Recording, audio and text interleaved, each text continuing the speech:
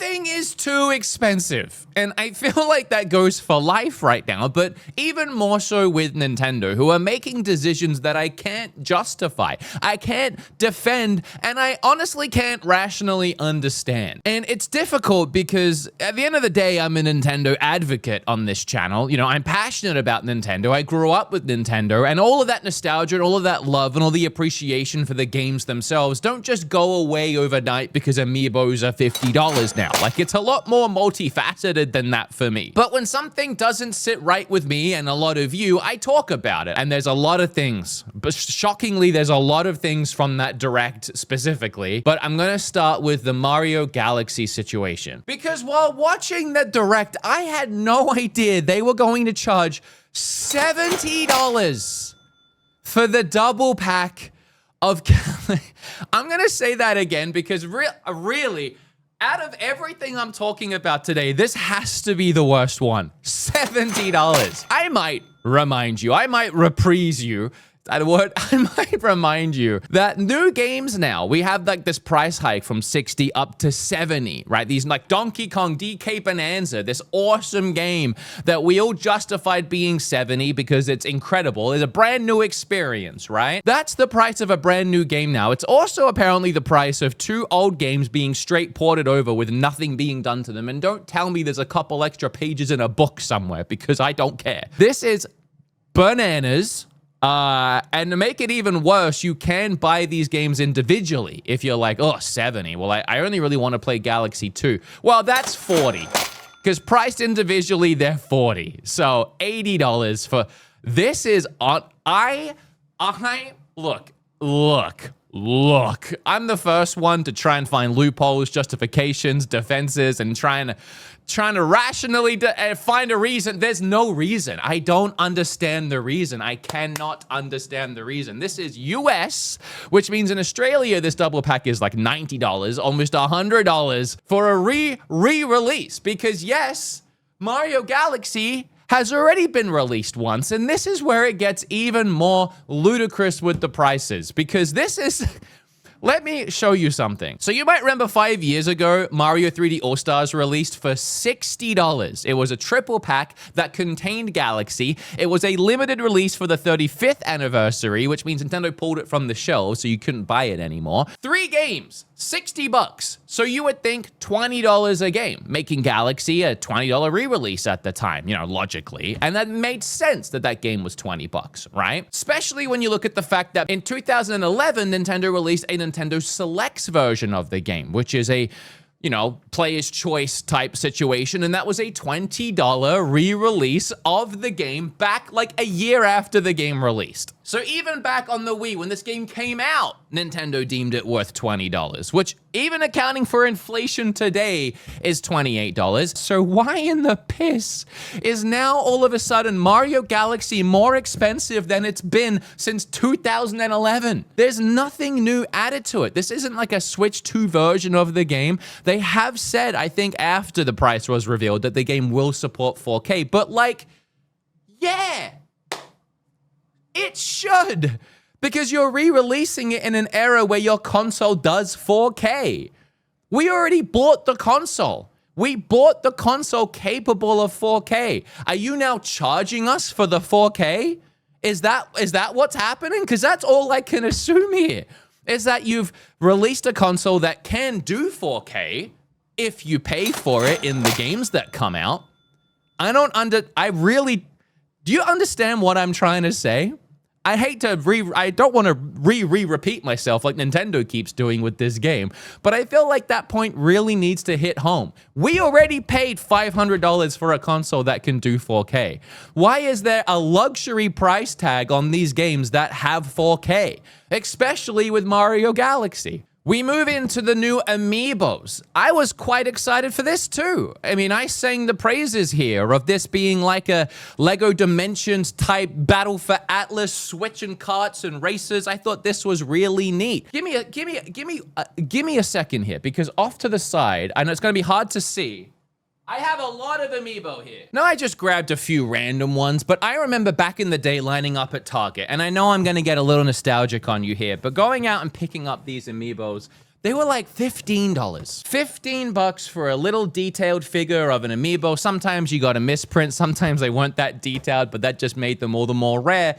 But they were like 15 bucks. When do we get to the point where they slowly crept up to 50? And I know that these amiibos, they have this like intricate extra system that's going into it with a connector piece. But when we're up to $50 for what is essentially, when you look at it, a little figure of Kirby on a star, we're at $50 for something that the equivalent of did cost $15 just, 8 years ago. I don't know how we got there. I don't know how we got there so quickly and it became so acceptable, because $50, I need to remind you, I don't know why I feel the need to remind you. $50 is just a few years ago what we were paying for full brand new video games, right? And to even get the use out of these figures, to even get what they're designed for, you also have to buy the game, which is going to be $70.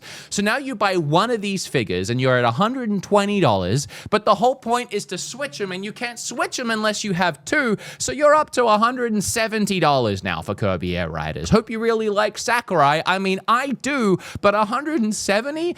Not sure. And what this is doing is this and the thing we just talked about and the more that we're going to get to, it is quite literally pricing people out of being able to enjoy these experiences, which is why people are so upset, because they can't afford it. They're getting priced out. So like when people are upset in my videos and in my comment section saying, oh yeah, looks fun, wish I could afford it, I honestly do feel for you, because I get it. Like, people are getting priced out of this stuff. And with the Amiibos, it's hard. It's actual hardware. It's actual physical media. And there is this element that we are dealing with, and that's the tariff side of things. That is legitimately an issue. It's hard to know how it's affecting or how much it's affecting, because companies aren't really being open with how tariffs are hitting them, other than just they are.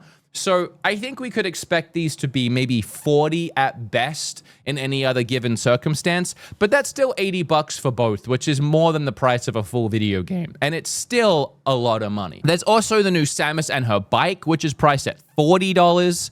And then some more Amiibos that are priced at $30 each. The Galaxy Amiibos are priced at $40 each. So the day of these $15 Amiibos are definitely just gone. And the new price is way closer to $40, which again, it's just they don't, Amiibos aren't utilized well enough for them to be worth that price. Yeah, they're cool little figures, but for $40, $50, you could go to an anime store or a figure store and you could buy like a full like Todoroki. Moving on again to something else in this direct, the Virtual Boy that we got so excited for. Well, some of us. I think some of you just wondered why. I was excited for $100 for this Virtual Boy. $100. I don't know who this... That's a tough one. On one hand, with this one, I mean, it is a full console re-release, really. I mean... No, it's not. No, it's not. I was going to try and justify it and be like, well, the Virtual Boy back in the day was like $200, which for inflation is $400 now. Yeah, but it's just a shell, isn't it? Because the actual hardware, the actual part that makes this work is the Switch 2 we already have. That's the guts that you're sliding into it. This is just a hard shell carry case. This is a glorified protective cover. And by the way, I'm pretty sure if you want to play these 14, count them, 14 Virtual Boy games, because that's all the library ever had, you have to buy this because it's 3D and you got to stick your eyes up to it. I don't know how much the cardboard Labo version is. Cardboard Labo, $25 for the cardboard model. For the cardboard, you know what I love? That it says cardboard model. $25. And can we just cut out the model part and just read $25 for cardboard? I'm lost for words here a little bit. I gotta take a second. On the Switch Online service, which you already have to pay for the Switch Online service to access the 14 games, you can't play those 14 games unless you spend a minimum of another $25 for some cardboard or $100 for some plastic. It's nostalgic, and I do admit it's very cool. And for the collector in me side of things, like I feel like this is something that's going to go up in value. So if you look at it that way, if you pay the 100, you'll probably make your money back if you decide you want to turn around and sell it later. These things are always kind of hard to get and limited. So it's just another nostalgic price gouge, I feel like, at the end of the day. I'm not as upset about this one because there is a level of cool factor where it's like, it's just kind of cool. I'm not gonna lie, it's just kind of cool, but it is a lot. You're asking people for a lot. And then we move into this. All of the Switch 2 Edition game DLC that keeps happening. Now, there's a lot of conversation about all of these individual DLCs. I've taken a look at pretty much all of them except Kirby, which I've been playing and I can tell you about today. It's a real hit or miss situation. So to begin with, at launch, we had the Zelda Tears of the Kingdom upgrades, which were $10 each, which at the time offered a mobile app integration, which I've tried using, and some of the features are cool, like transferring items and some voice notes, but for the most part, it's definitely not necessary. So the other element to this is just getting the 4K enhancements in the Switch 2 edition, which at this point, I've really come to realize what I said earlier. We paid more money to get an improved console that can do 4K. We put up with games in 560p and barely 30 frames for 8 years, and we finally were allowed the privilege of spending $5,000 to upgrade our system just to turn around and be told that if you actually want an upgraded system for these older games, you need to pay more money. It's a tough pill to swallow, and it was for Zelda for a lot of people. And moving forward, we had games like Mario Jamboree getting DLC, which I made a whole video about that. The DLC was just fine. It was very minuscule and lacked all online features, and at the end of the day, it's kind of a throwaway extra content. And on launch, that $20 Switch 2 Edition DLC didn't even bump the base game's visuals up to 4K. That was actually something they patched fixed recently because people complained. Kirby Starcross World, I played a bit of recently. I did not really need to dive back into that game and do more levels. And I gotta be honest, the whole ice theme of it all, it was really just fluff. It was more levels. It was really just more of the same. But it gets somehow worse when Nintendo and Pokemon revealed DLC for a game that hasn't even been released yet, which really is just the cherry on top of the turd salad. You know? I don't know what's worse about this. The fact that it is what I said that it is, the fact that all they showed was a couple Mega Evolutions for Raichu, and that's the DLC, I guess. I'm not sure what's supposed to be in this expansion because that's all they showed in the trailer. And I mean, Mega Evolutions, yeah, that's the whole point of this game. All you've been showing for weeks and months now is new Mega Evolutions for Dragonite, Mega Evolutions of Victory Bell that looks like it's BDSM choking itself out. Like, I don't know why Raichu costs more money. I'm gonna take on a little bit of a journey. I remember back, I think it was Gears of War Judgment. That game released a physical disc with DLC on the disc that was locked out, that you couldn't access for a couple months until after its release, where you could buy the DLC and unlock the content on the disc. And it was at that point, as a younger gamer, where I started to realize what companies were doing with DLC. They were taking portions of the game that were planned for the game, that were already in the game, that they plotted out from the start to be something that they can charge you more for later to get more money in the microtransactional form. And as the years went on, I didn't forget about that. I know that's what happens. I know that even this new Donkey Kong DLC that we're going to get to was definitely planned during launch. Like, the game only came out a couple months ago. There's no way they turned and developed that whole concept around in a month or two. But at least in that case, I can suspend my disbelief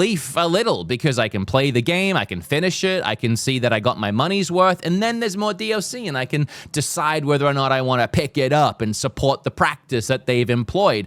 But when the game's not even out yet, and you're telling me that there's DLC, when the game's $70, and now all of a sudden I already know before I even have the game that I won't have all the content unless I spend $90 at some point. You add that into the mix of everything else that we're getting slammed with. It's like, come on. Even just optically, Nintendo, this was a terrible idea. Just an awful idea. especially for so many reasons, but in a direct where we're all kind of looking to see something new from you, and the new thing we got was this. So here's my question now as I'm taking stock of this whole situation. When it comes to this DLC that Nintendo are doing, and the Switch 2 edition games specifically, how much should we be paying for this? Because I am realizing now, as I've said, that we paid for a 4K console. I don't think we should ever have had to have paid $10 to play Breath of the Wild, an 8-year-old game, in that 4K. So if Nintendo is saying games like Mario Wonder are a $20 upgrade because you get 4K and you get this extra content, Nintendo. We're not paying for 4K. You know, up until now, a lot of people like myself have been wondering why one of the newest games for Nintendo, Mario Wonder, hasn't been 4K. When Nintendo did go and give 4K support to like New Super Mario Bros. Deluxe that was on the Switch, it's because they knew they could charge for it. There are a lot of games day one that had 4K improvements for free, like Scarlet and Violet, because God forbid you charge for that. You can charge us to fix the broke. But there were a lot of games that didn't get 4K enhancements for free. And I guess at this point, it's because you can assume Nintendo have plans to charge you for those ones. Why though? Why those ones and not the other ones that were free? Because Mario Wonder is a big release and because people want to play it in 4K, so they can charge for that. But again, and I keep stressing it, you're charging us for something that your console was supposed to do. And if you don't buy it, guess what? You can't play the game in 4K on your new 4K console. So you're screwed. These frustrations aren't just because of what they are in themselves. You know, things I talked about, like Mario Galaxy being more expensive than ever, Amiibos being more expensive than ever, it's all on top of other factors, like the fact that Mario Kart World was an $80 game for some reason, and Nintendo are doing variable pricing now. Games in themselves have all just gone up $10, if not $20 in price. So when you're adding all these extra fees and prices on re-releases and Amiibos and DLC, it's all just adding on top of already more expensive games. On top of all of that, outside the Switch 2, Nintendo raised their prices on everything else, from the original Switch to the accessories, and even like the Alamo went up $10. All of this is most likely due to tariffs and the hardware costing more to manufacture, which makes sense for something new like Alamo. I don't really understand how the original Switch hasn't come down in price in the last decade, when all of the hardware and pieces that go into making it you would think would get more affordable, but that is beside the point.